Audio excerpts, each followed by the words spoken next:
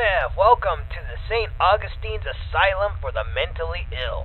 My producer Tom said good things about you. In your backpack is a flashlight, a voice recorder, an EMF, and a couple of little fun occult things. We'll let you know when to take those out. Ready to pay off some of those college debts and beer tabs? Well, of course you are. And when you're ready, enter in through those front doors.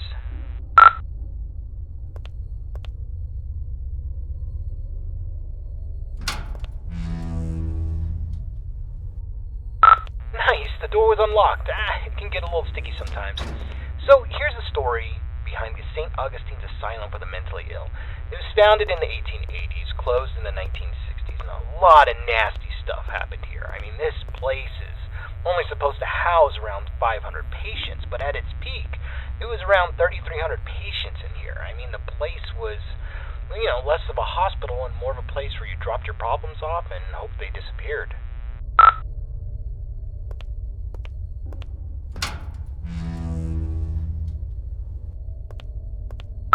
This is where the 100 hallways patients would convene, and we heard that the patients pre-1920 actually received decent care.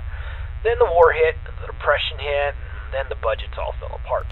The room you stand in once healed 20 patients in need of attention, and by the end, 150 patients would pass through this room, naked, starving, attacking each other at random, flaying themselves with metal wires from their beds. Be careful where you step.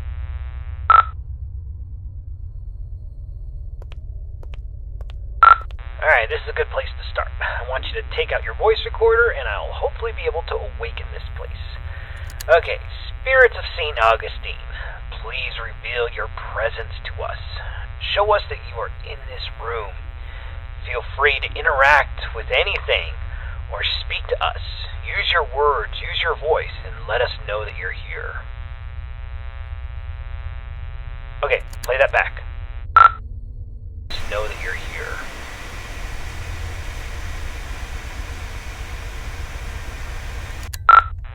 Nothing. Alright, let's try that again.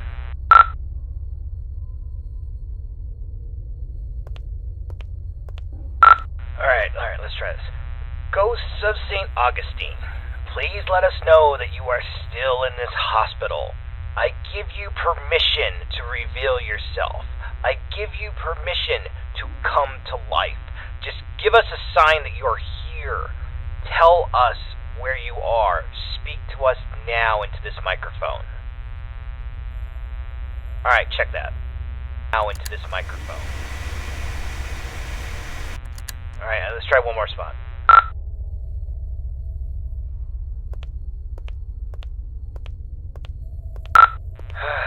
Ghosts of St. Augustine, you're all a bunch of ghoulish pricks. Show up or piss off!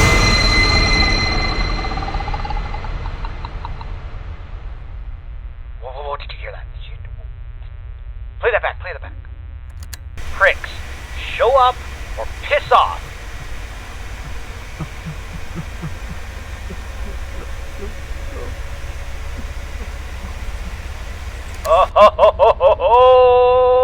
Alright, looks like we got an investigation. Alright, I want you to go down the morgue hallway, and we're going to continue our investigation in the other gathering area.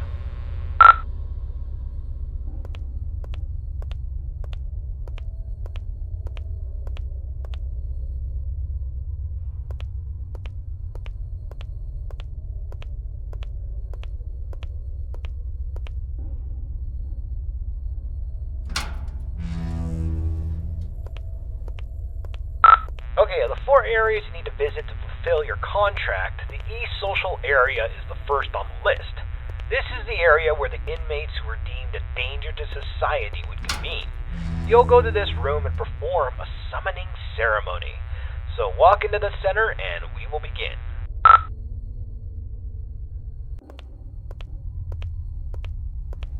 This is the entrance to patient cells 200 through 219. We're talking extreme bipolarism, schizophrenia, dementia. Not necessarily dangerous, but it could be a challenge for society. Dang, the door's locked. That sucks.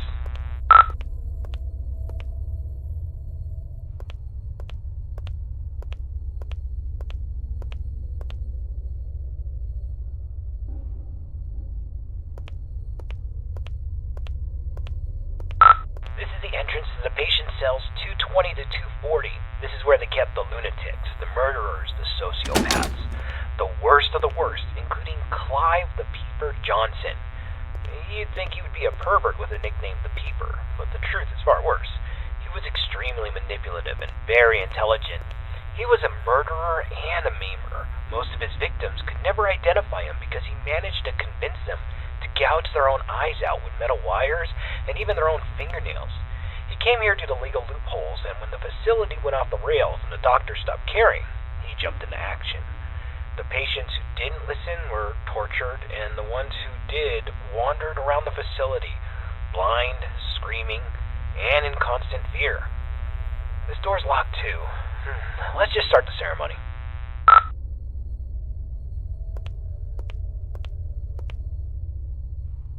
Spirits inside this asylum, we know that you're here. We release you from your restraints. Come forward and live again. This person is no longer shielded from the realm of the dead.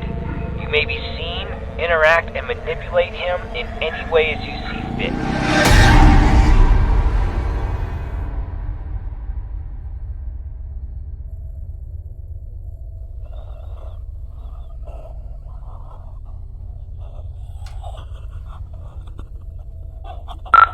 Don't just stand there. Go check it out.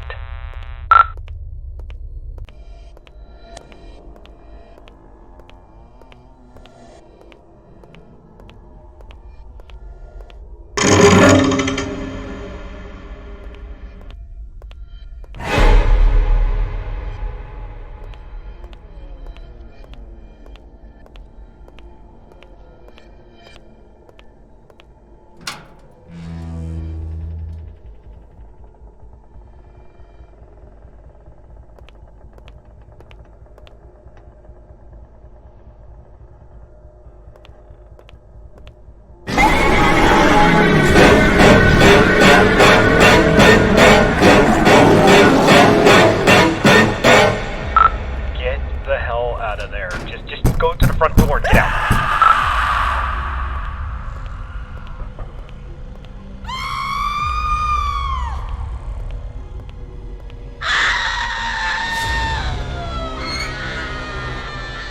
Alright, get out of this hallway and then take your second right.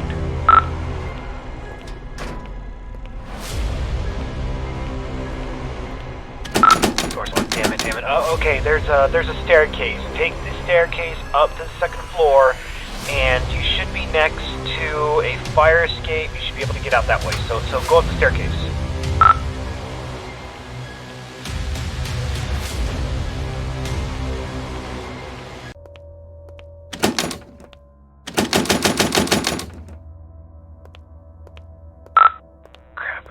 Okay, we need it. Let's go get something to pry this door open. Go back downstairs. I bet you there was something downstairs we could probably use. Hold on. That staircase wasn't there before. This place doesn't even have a basement. What is going on? Alright, just... I don't think you got any other choice. I think you gotta make your way downstairs.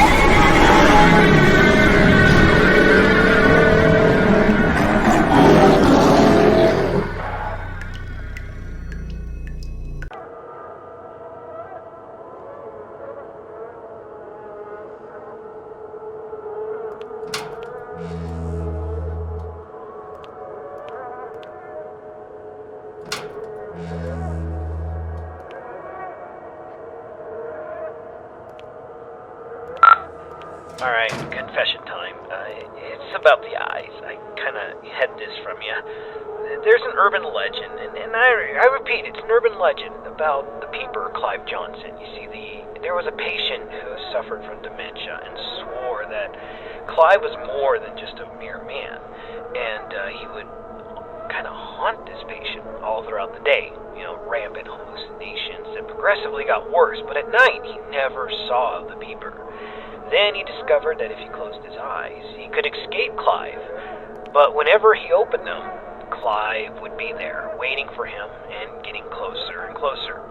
Eventually, the patient used a fork, and he blinded himself.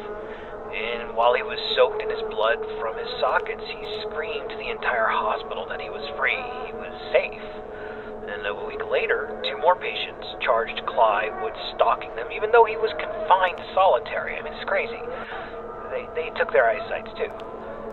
This pattern didn't stop. I thought it was BS, but based on what we've seen tonight, I'll pretty much believe anything.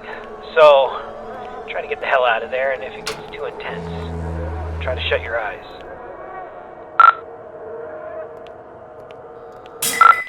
Damn flashlight broke. I can't use that anymore.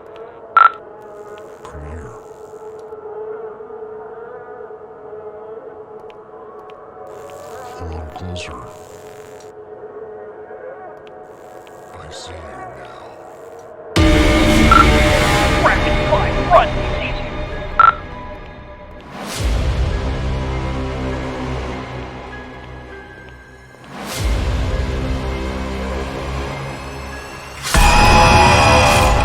Move it, man! He's coming!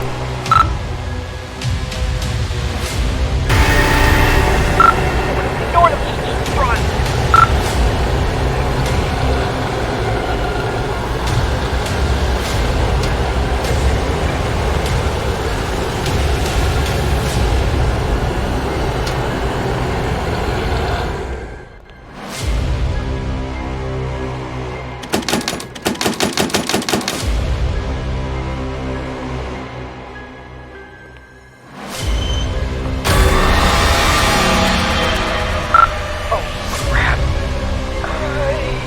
Got a choice.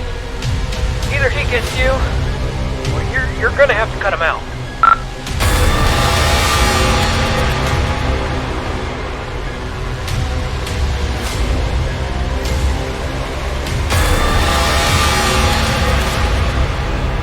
This is it, man.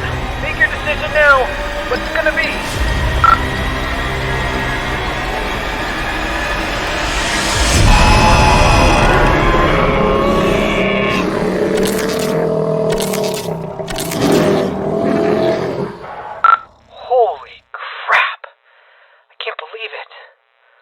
That was the most disturbing, terrifying, and greatest paranormal footage that has ever been taken in the history of television. Oh my God, Tom, we're going to win an Emmy.